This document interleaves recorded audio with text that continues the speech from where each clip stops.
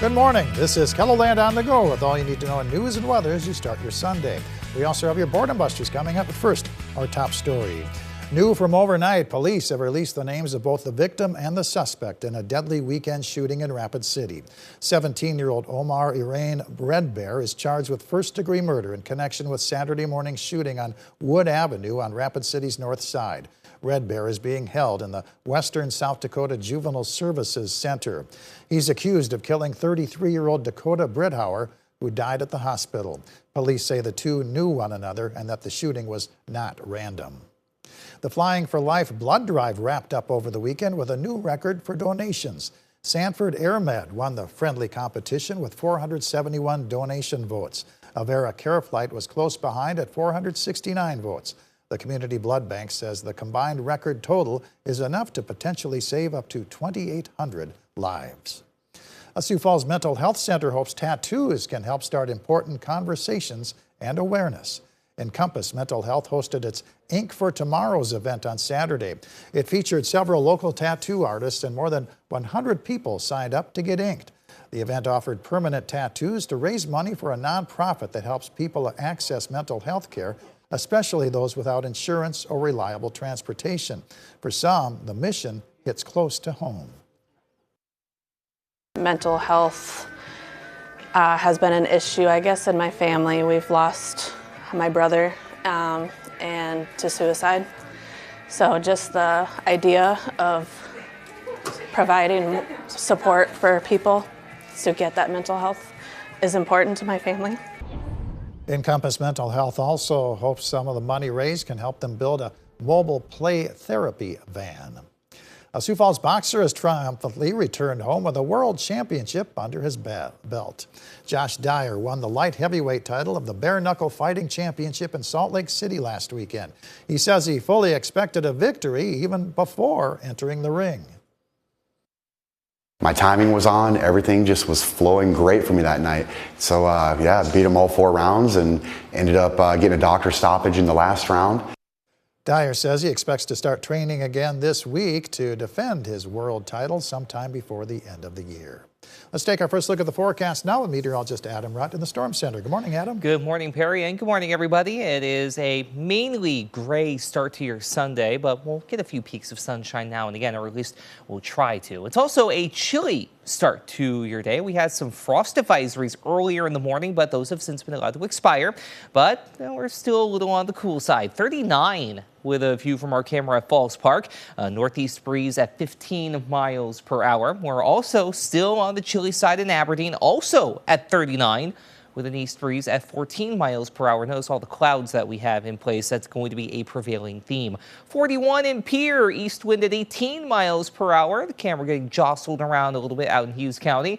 And then there's Rapid City. Some fog starting to develop. 45, southeast wind at 13 miles per hour. It's saying something when the mid-40s are as mild as it gets to kick off a Sunday morning in the middle of May. But that's where we are. 38 Mobridge and Faith. 41 in Marshall, Worthington at 39, 43 over in Iowa towards Spencer. Everybody getting in on a breeze out of the east, around 15 to 20 miles per hour in several locations. And because we do have air temperatures in the 30s, and we've had wind chills in the 30s and 20s to kick things off this morning, but that's going to be a far gone exception to the rule. This is going to be about as chilly as it gets for a little while.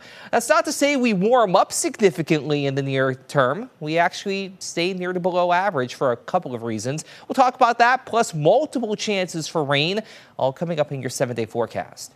All right, thank you very much, Adam. This has been a big weekend for high school seniors in Sioux Falls. All 4 public high schools hold their commencements today at the Sioux Falls Arena. Nearly 1,800 students will receive their diplomas during ceremonies throughout the day.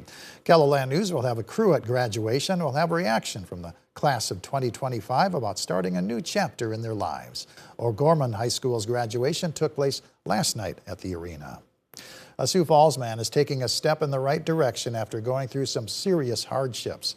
George Van Voorn lost both of his legs from frostbite and infection. He was homeless, living on the street, and confined to a wheelchair.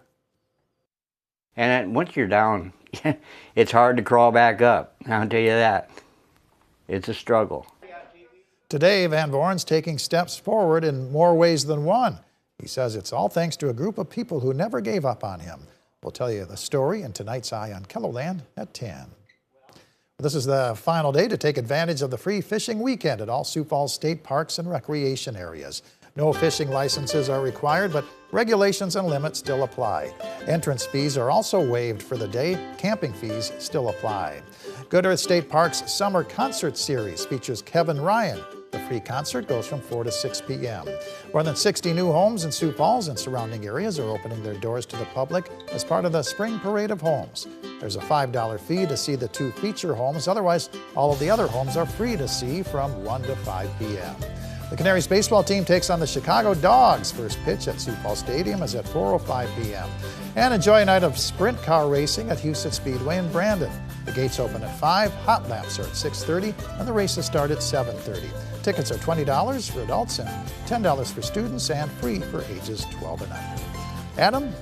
Cloud cover and some scattered showers as we go through the day, though those scattered shower chances are going to be mainly in central and western portions of South Dakota. Right now in north central and northwestern portions of the region, to get a little more specific. North of Pierre, around Mobridge, trying to head on over toward Eureka, Buffalo, Bison as well. Even southwestern South Dakota seeing a couple of those showers try and sneak on in. The farther east and southeast you go, you're mainly quiet for much of the day. But again, it's cloudy and it's going to be a little on the breezy side at times. We do have better opportunities, though, for unsettled weather on the way. That's especially going to be the case later this evening and overnight. We do have that marginal risk level 1 out of 5 in place in a line extending roughly from Canton over to Winter, then points south in green, with wind and hail being the main concerns with any storm that's able to get its act together out of this. So here we go through Futurecast. Again, scattered showers, central, northern, and western portions of South Dakota as we go through the afternoon and evening, but creeping up from south to north as we head into the overnight time frame will be our next opportunity for rain and some embedded thunderstorms. And again, a few of those storms toward the Nebraska border could become strong to severe. Round 2 comes around for Monday. Another chance for rain and some thunderstorms once again. It's not going to be raining all day for everybody. We'll get some breaks now and again, maybe even a couple of flakes in the highest elevations of the hills for good measure. But we'll have another opportunity for showers and thunderstorms that'll develop later in the evening and overnight. You see that on Futurecast, and some of those storms could also become strong to severe, with something that we'll be keeping an eye on as we take a look at the outlook in just a little bit. But we're also going to be watching a lot of rain. Anywhere from 1 to 2 inches of rain not out of the question through Tuesday night into early Wednesday morning. A very welcome sight, especially considering this is going to be spread out over the course of several days, not just happening in one fell swoop. So we do have that working in our favor. Temperatures today in the 60s, especially south and east, some 50s to the north and west, where we'll also have those scattered showers and thunderstorms in place as well. But I want to circle back quickly and talk about the potential for some strong to severe thunderstorms as we go into Monday and Monday night, with a slight risk down toward the southern Union County and the Sioux City area as well. And then we'll also have a marginal risk in green, level 1 out of 5, going up about as far north as Hayti and Hamlin County.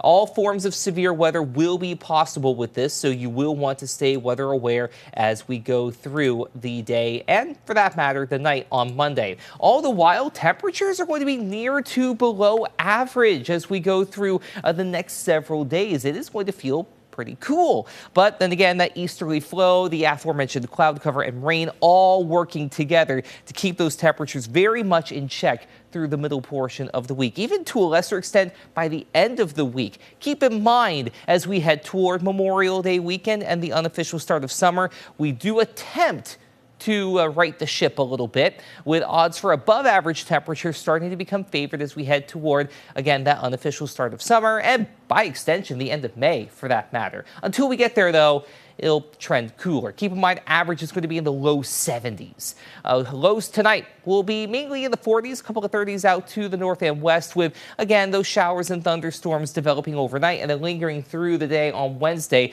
Temperatures mainly in the 40s and 50s, a couple of 60s from Yankton over towards Spencer. The rest of your 7-day forecast is overall pretty soggy, especially for the first half of the week. Thursday is the pick day of the week. I think we get some sunshine in there with a high of 67 before rain chances come back by Friday and Saturday. Also today, mainly dry by day in Sioux Falls and in Aberdeen, and whereas Sioux Falls is in the 60s, Aberdeen may get up toward the 60-degree mark. But then we have those rain chances Monday through Wednesday. We try to warm up for the end of the week, but we still at least keep a few shower chances in place by Friday. In Pierre, showers and a couple of thunderstorms basically daily through Wednesday. Monday and Tuesday hold your best shot overall. Thursday, your only mainly dry day as rain chances come back by Friday and Saturday, getting into the 60s. And for Rapid City, rain becoming heavy at times, especially Sunday, Monday, to a lesser extent Tuesday, Wednesday.